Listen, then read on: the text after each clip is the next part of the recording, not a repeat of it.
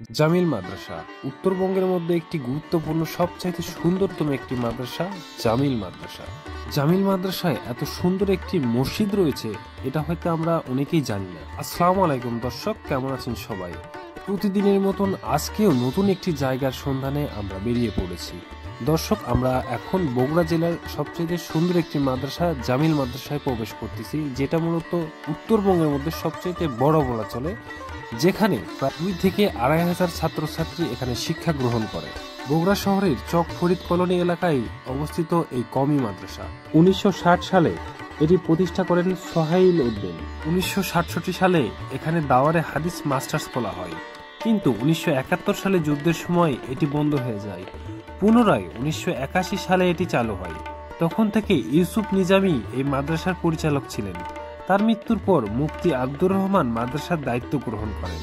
মাদ্রাসার বর্তমান পরিচালক আরশাদ রহমানী।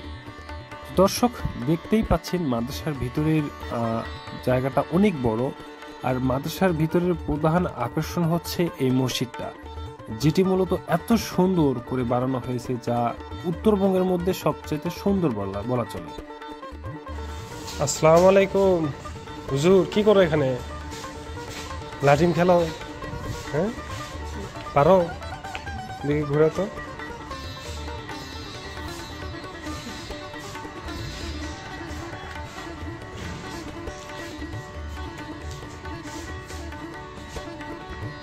ঘুরাইতে পারো না? দেখি এদিকে এদিকে হয়, এদিকে হয়, এদিকে হয়। হ্যাঁ, মারো দেখি।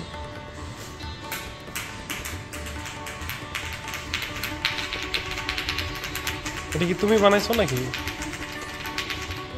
তোলো তো, হাতের তোলো তো, হাতের তোলো তো দেখি।